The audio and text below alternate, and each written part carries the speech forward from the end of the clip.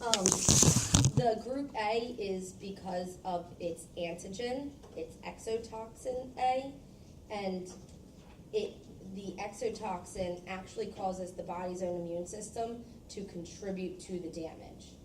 And it has an M protein on the surface, which allows the bacterium to avoid being phagocytized. Okay, all right, so lots of information. Yes, ma'am? So is it an autoimmune causing pathogen? We'll talk about that in just a second. Let me get through a couple things and then I'll tell you something that kind of links it to that. So, so group A strep is another name for it. Okay. The most important thing that it causes is strep throat. So it is the organism that causes strep throat. I don't know if you saw anything, but if you go back to when we talked about Semmelweis, and he talked about childbirth fever, that is also group A strep. So then why do they test you for group B strep we'll get now? to that one. Okay. Yeah. Group A, childbirth fever is not necessarily a very common thing. Group B strep is a more common thing, so that we'll get to that. You also mentioned things like scarlet fever, and did you mention rheumatic fever? Yes. Yes, rheumatic fever as well. And rheumatic fever is caused because what happens, if you've ever had strep throat, they tell you get antibiotics ASAP, right? Mm-hmm. There's a reason for that, not just to make your throat feel better, but what happens is your body starts making antibodies towards the group B, the group A strep. And when your body makes antibodies towards this bacterium, in some cases, those antibodies cross-react with cardiac tissue and will attack the cardiac tissue, heart tissue. That's rheumatic fever. And so that's, Savannah, that's what you were kind of asking about, where, yes, in some cases, having the organism, having strep throat, can lead to your own antibodies attacking yourself. And that's why they say treat it quickly, so that that is less likely to occur. You also mentioned necrotizing fasciitis. This is what the news refers to as flesh-eating bacteria. Very, very nasty, and requires surgery as well as antibiotics.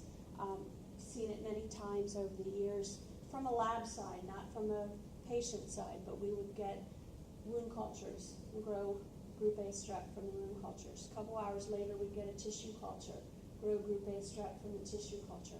A couple hours later, we'd get a bone culture, grow group A strep from the bone culture. And then you're kind of, this isn't looking so good. I hope they're taking care of this person on the floor really well, and they have to debride the area and get rid of all that. And people who get this can oftentimes lose limbs, and it can be deadly. See anything about what's his name? Jim Henson? No, Remember Jim Henson? Yeah, the Muppets? Muppets. He died of group A strep.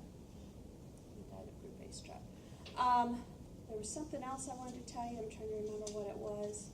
Group A strep, rheumatic, scarlet, strep throat, necrotizing fasciitis, childbirth fever. Am I missing something?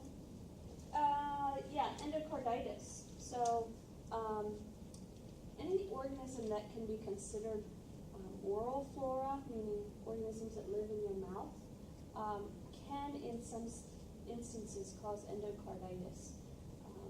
And so this is one of those organisms, which basically is inflammation of the lining of the heart, the valves of the heart. So that's another thing about it.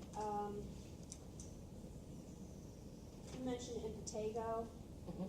Impetigo is usually something that it starts out as a skin, like a rash, itchy, sore, pustule kind of thing.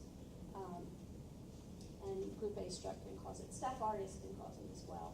And I think that's pretty much all I needed to say about group A strep. right, moving on to Streptococcus agalactiae. So we have this one. Yeah. Okay. It is a gram-positive cocci. It's a facultative anaerobe. It can be a pathogen, but it's also naturally found in the body usually all the time.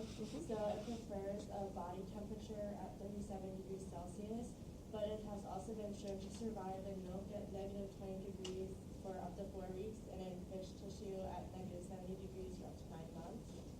It has a pH range of 5.1 to 6.9.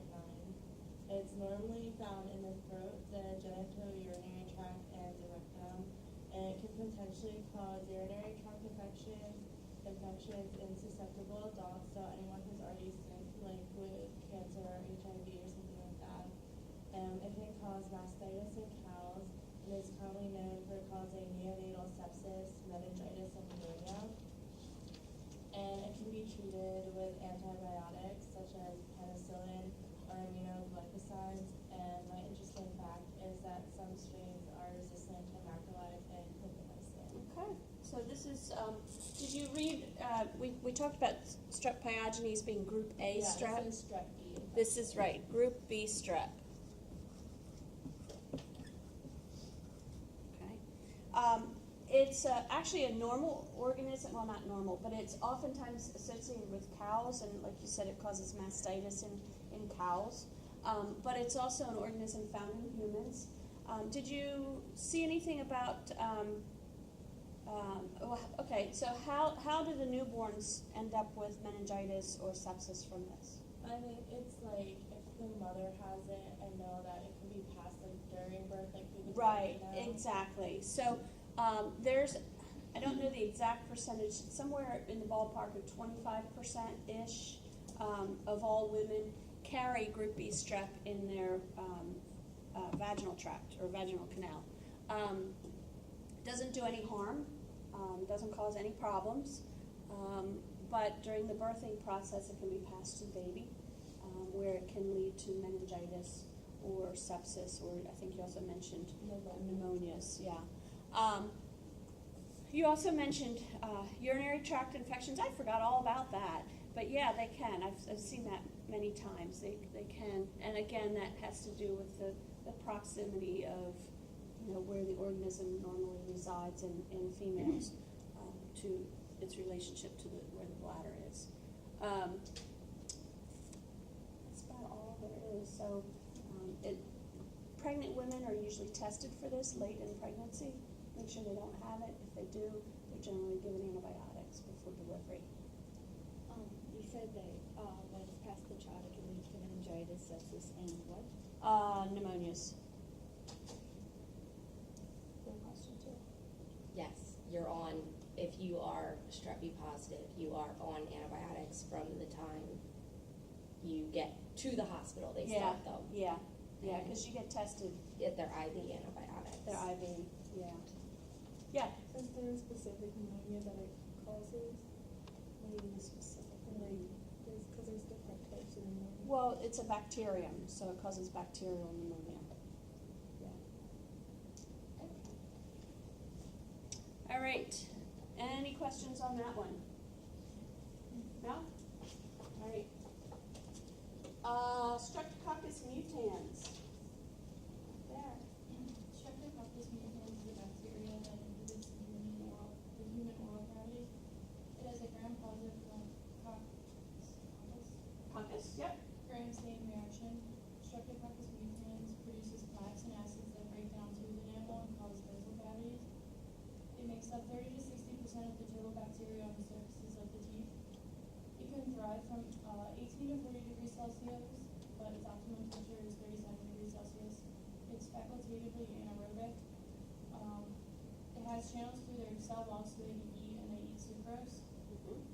To prevent Streptococcus mutans, you can get a vaginal cleaning every 6 months from your dentist, and brushing and flossing 2 times a day. Also using fluoride will help. And a fun fact is that dental cavities are the #1 preventable disease among humans, yet it goes untreated. Okay. So strep mutans lives in the mouth, like Tori said. it normally resides there, but when it flourishes, what happens is this is an organism that you said it uses sugar. What process does it carry out when it uses sugar? Do you remember?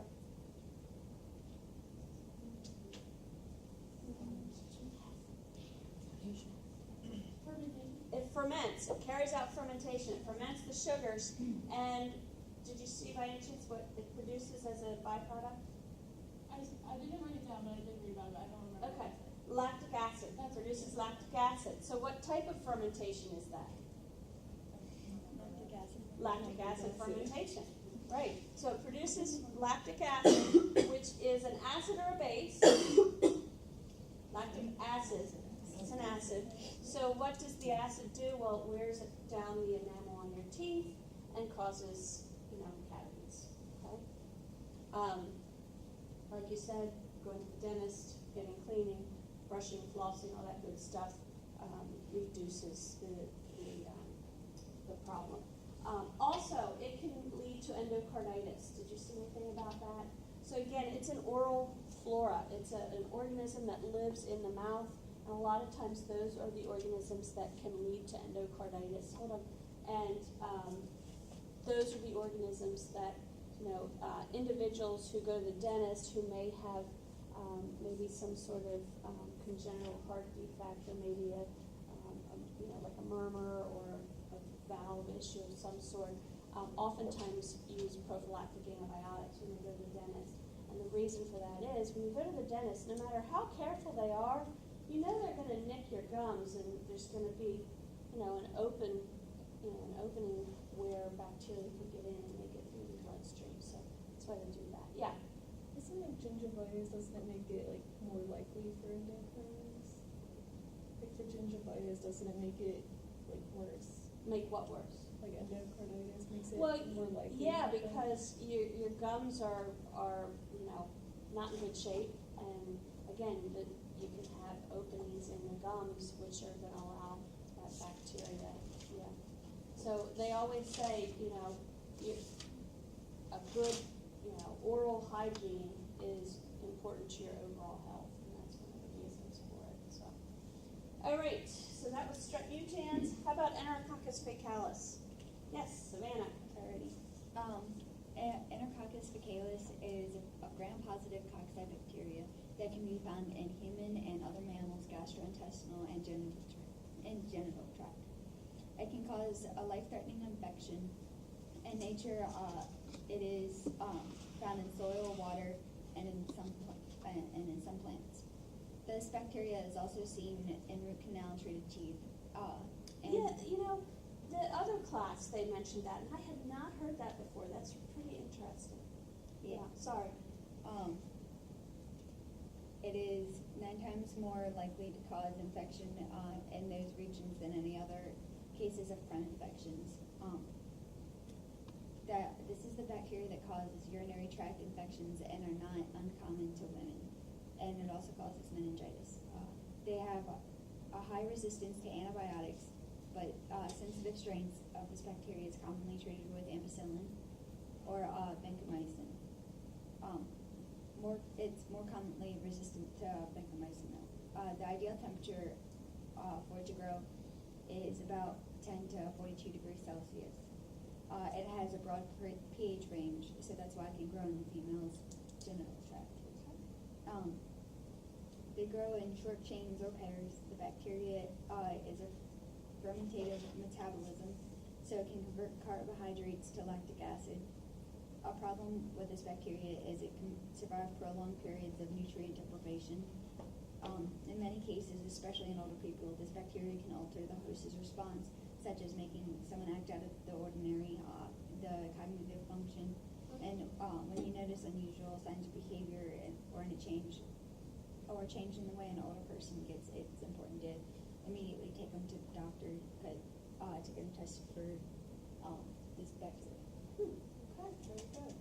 So, Enterococcus, where is it normally found in the body? The gastrointestinal and the genital tract. Okay, very good. So gastrointestinal and the genital tract. Very common in the intestinal tract. And if you think about its name, Enterococcus entero. What does entero tell you? Right, in the digestive system. How about faecalis, F-A-E-C? What does that tell you? Fecal, right? So it kind of tells you by its name. It also tells you its shape. So it's a really good name, right? Because it tells you a lot about it just by looking at the name. So that's where it can oftentimes be found. It does cause a lot of urinary tract infections, and again, that's due to its proximity, where it's located, and it can cause a lot of infections. But it is an opportunist. So we've talked about opportunists before. These are organisms that if they see an opportunity, they take it. So it can cause infection. It can cause wound infections. I've seen it causing pneumonias. All different things. It can cause all different types of infections. Right? Now you mentioned vancomycin resistance. What do we call Enterococcus that's resistant to vancomycin? Did you see that? Yep, VRE. So that's vancomycin resistant Enterococcus. So this is a strain of Enterococcus that is resistant to vancomycin. Vancomycin is the top antibiotic for gram-positive infections. And when vancomycin doesn't work, not much else does work because it's kind of the last resort drug. It's what's used because it almost always works, except in things like VRE. And when we talked about Staph aureus, we talked a little bit about Versa, right? So that's vancomycin-resistant Staph aureus. Vancomycin's only used for gram-positives. When we talk about antibiotics next unit, you'll understand why it's only used for gram-positive organisms. But again, when you've got these major gram-positive organisms like Staph aureus or Enterococcus, if they become resistant to vancomycin, it's a pretty tough thing. All right, so that's Enterococcus faecalis. Yes? Are all gram-positive cocci facultative anaerobes? I don't know that all of them are. I would never make a general blanket statement like that.